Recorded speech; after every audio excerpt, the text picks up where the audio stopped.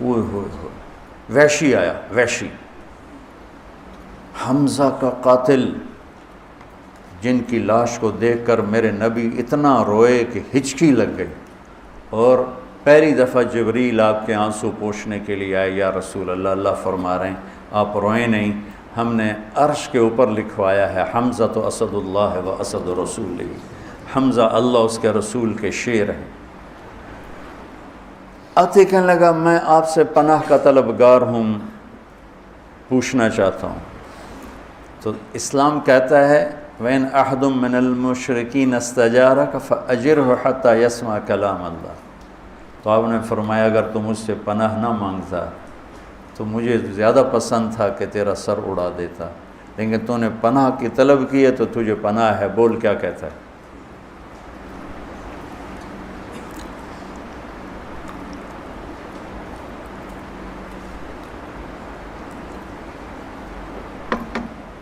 چچا کے قاتل کو یوں بٹھانا سامنے، خذ العفو، کہنے لگا تیرا رب کہتا ہے جو زنا کرے، قتل کرے اور شرک کرے وہ جہنم میں جائے گا، تو میں نے سارے یہ کام کیے ہوئے ہیں، تو میرے لیے کوئی راستہ ہے؟ تو آپ نے فرمایا ہاں، یہ وہ والذین لا يدعون مع اللہ الہا آخر ولا يقتلون النفس التي حرم اللہ الا بالحق ولا يزنون، اس آیت کی طرف اس نے اشارہ کیا۔ تو آپ نے فرمایا ہاں، اللہ کہتا ہے الا من تاب وآمن وعمل عملا صالحا فَأُولَئِكَ يُبَدِّلُ اللَّهُ سَيِّئَاتِهِمْ حَسَنَاتٍ وَكَانَ اللَّهُ غَفُورًا رَحِيمًا، کہ آپ نے فرمایا ہاں کہ جو توبہ کر لے، ایمان لائے، عمل کرے، اللہ اس کے گناہوں کو نیکیوں میں بدل دیتا ہے، اور اللہ بڑا مہربان ہے۔ اس کی بات تو بعد میں بتاؤں گا، لیکن یہ ایک اللہ کی طرف سے رحمت کتنی بڑی ہے کہ ایک آدمی زندگی بھر گناہ کرتا ہے پھر وہ توبہ کرتا ہے، جب وہ توبہ پہ پکا ہو جاتا ہے اللہ تعالیٰ پچھلے گناہوں کو مٹا کے اتنی نیکیاں لکھ دیتا۔ مجھے نعیم بٹ کہنے لگا میری نیکیاں تجھ سے زیادہ ہیں، میں نے کہا میں نے تو کوئی دعویٰ نہیں کیا، کہ نہیں ایک لاجک ہے، کہ میں تھا اداکار، میں تو گناہوں کا تاجر تھا، تو تم تو چھوٹی عمر میں تبلیغ میں لگ گئے، تو میں نے اتنے گناہ کیے کہ حد کوئی نہیں، اور میرے سارے گناہ نیکیوں میں تبدیل ہو گئے، تو میری نیکیاں تم سے زیادہ ہو گئی۔ تو اچھا وہ کل والا شعر بھی یاد آ گیا اچانک، وَإِذَا نَظَرْتُ إِلَىٰ أَسِرَّةِ وَجْهِهِ بَرِقَتْ كَبَرْقِ الْعَارِضِ الْمُتَهَلِّلِ، اس کو اب ٹھیک کر لیں۔ وَإِذَا نَظَرْتُ إِلَىٰ أَسِرَّةِ وَجْهِهِ بَرِقَتْ كَبَرْقِ الْعَارِضِ الْمُتَهَلِّلِ، کل وہ ایسے دماغ میں پھنس گیا، ابھی ایک دم ٹھک کر کے آ گئی۔ یہ اللہ دکھاتا ہے جو چاہے یاد دلائے، جو چاہے بھلاتا۔ وہ کہتے بڑا حافظ ہے طارق جمیل کا، بڑا حافظ ہے، یوں اللہ تعالیٰ دماغ سے نکال کے ادھر پھینک دیتے، اس کو قدرت۔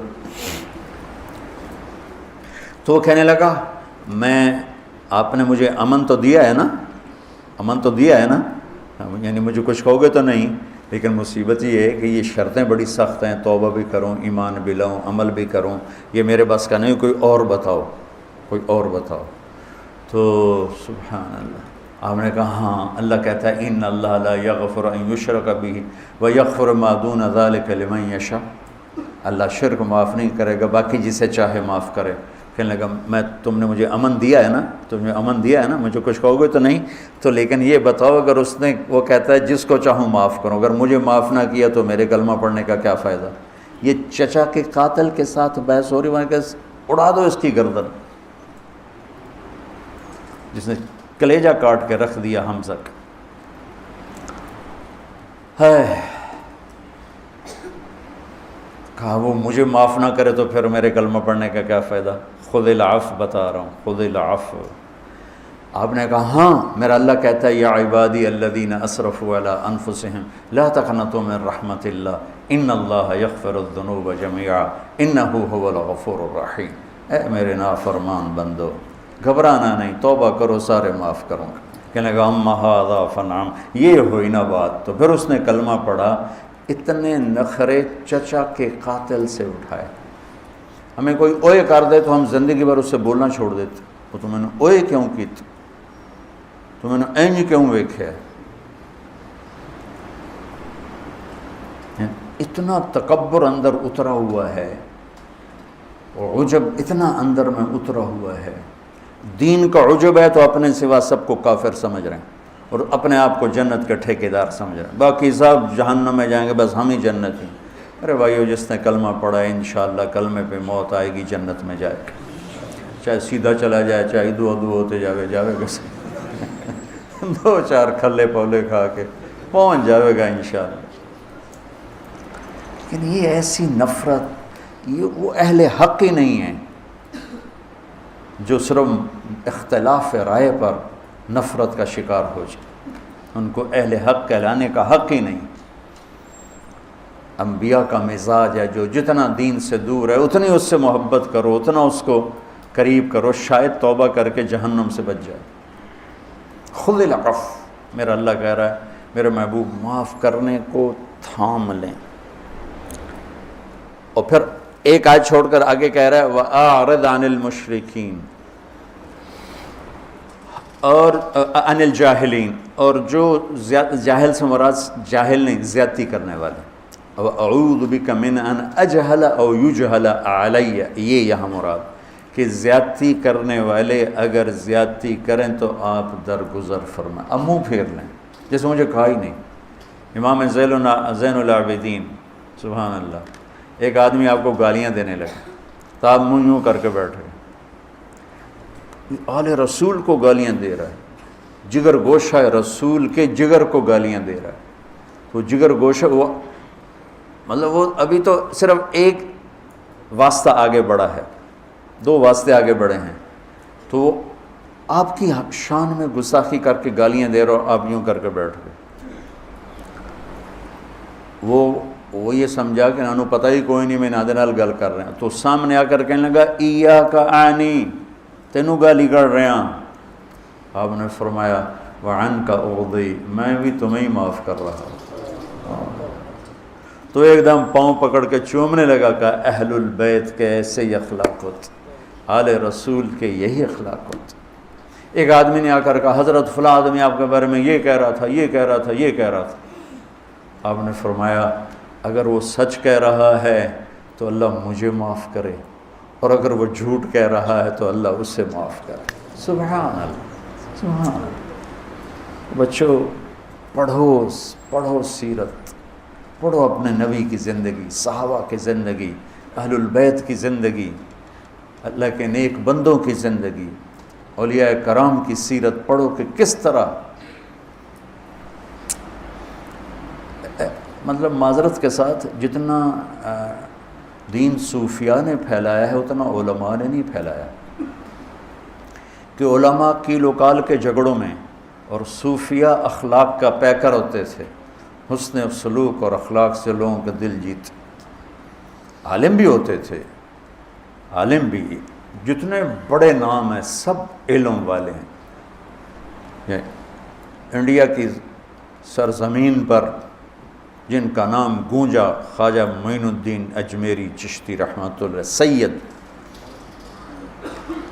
تو وہ اہل علم ہوتے تھے، پھر اہل تصوف ہوتے تھے، پھر ان کے اخلاق کی گونج لوگوں کے دلوں کو خرید لیتی تھی۔ خشک مزاج اور خشک کلام تو سکی روٹی طرح کھا سکتے ہو، سکی روٹی، پراٹھا بھی پیا ہوا ہے، سکی روٹی کھاؤ تو بیمار بھی آکھے گا پراٹھا ہی کھاواں۔ ایک آدمی میٹھے بول سے بولتا ہے، لوگ اس کی زیادہ سنیں، ایک کی زبان پہ گالی اور فتوے کے سوا ہے ہی کچھ نہیں، کون سنے گا؟ ہم لوگوں کو ہماری نئی نسل دین سے متنفر ہو گئی۔ میں جب کالج پڑھتا تھا ہم جمعے کی نماز کے لیے کبھی کبھی جاتے تھے، تو آپ یقین مانے بالکل آخر میں جاتے تھے کہ مولوی صاحب کی تقریر نہ سننی پڑے، چونکہ کسی نہ کسی نے چڑھائی کی تھی ہوگی، بالکل آخر میں جاتے تھے، اور فرضوں کا سلام پھر دوڑ لگاتے تھے۔ تو میرا اللہ کہہ رہا ہے خذ العفو، معاف کرنے کو میرے نبی یوں پکڑیے، وَأْمُرْ بِالْعُرْفِ، درگزر کیجیے اور بھلائی کی بات کیجیے، عرف معروف، معروف کہتے ہیں اس چیز کو جس کا اچھا ہونا سب کو معلوم ہو۔ تبلیغ کے کام کے لیے بہت خوبصورت آیت ہے کہ تبلیغ کے لیے عالم ہونا ضروری نہیں، ہاں علم کی مسند پر بیٹھنے کے لیے عالم ہونا ضروری ہے، شریعت کا مسئلہ سمجھانے کے لیے عالم ہونا ضروری ہے، حلال و حرام کی پہچان کروانے کے لیے عالم ہونا ضروری۔ معروف نیکی کو نہیں کہتے، نیکی مجازن نام ہے، معروف وہ چیز جس کا اچھا ہونا سب کے دل و دماغ پر چھایا ہوا ہو۔ سچ بولو کیونکہ سب کے دل و دماغ میں سچائی کی قیمت ہے، جھوٹ مت بولو، یہ معروفات ہیں۔ تو پہلے یہ بہت اعتراض ہوتا تھا، یہ عالم ہوتے نہیں تبلیغ کرتے ہیں، عالم ہوتے نہیں تبلیغ کرتے ہیں، وہ غلط فہمی کی وجہ سے تھا۔ تبلیغ میں ان چیزوں کی بات ہوتی ہے جن کا نیک ہونا سب کو پتہ ہے، اس کی بات کوئی بھی کر سکتا ہے۔ ہم مسائل بتانے ہیں، شریعت بتانی ہے، فقہ کا کوئی مسئلہ بتانا، عالم ہونا ضروری ہے۔ اس کے لیے ہم کسی عالم سے رجوع کریں کیونکہ وہ عالم ہی اس سیٹ پر بیٹھ کر وہ بات بتا سکتا۔ تو میرے نبی نے، میرے اللہ نے یوں کر کے کر دیا، اوپر خذ العفو، میرے محبوب درگزر کو یوں پکڑیے اور پھر اب بھلائی کی بات کیجیے، اور کوئی مانے یا نہ مانے اور جہالت پہ اترے تو آپ درگزر کیجیے۔ سبحان اللہ، یہ خوبصورت، میں نے ایک دن پہلے بتایا تھا، 2 دن زندگی خوبصورت بنانے کا طریقہ اور ہے، اور ضروریات زندگی کو خوبصورت بنانے کا طریقہ اور ہے۔ ضروریات زندگی خوبصورت بنتی ہیں پیسے سے، اور زندگی خوبصورت بنتی ہے میرے رب کی بتائی ہوئی ترتیب زندگی سے، اور میرے محبوب پاک صلی اللہ علیہ وسلم کی سمجھائی ہوئی ترتیب زندگی سے زندگی میں حسن آتا ہے۔ اور یہ آیت اسی میں سے ہے۔ اگر زندگی کو آپ حسین دیکھنا چاہتے ہو، معاف کرنے کو پکڑ لو، زیادتی کرنے والے سے درگزر کرو، اور بھلائی کی صدا لگاتے رہو۔ مجھے اگر بت ہیں جماعت کی آستینوں میں، مجھے ہے حکم اذان لا الہ الا اللہ۔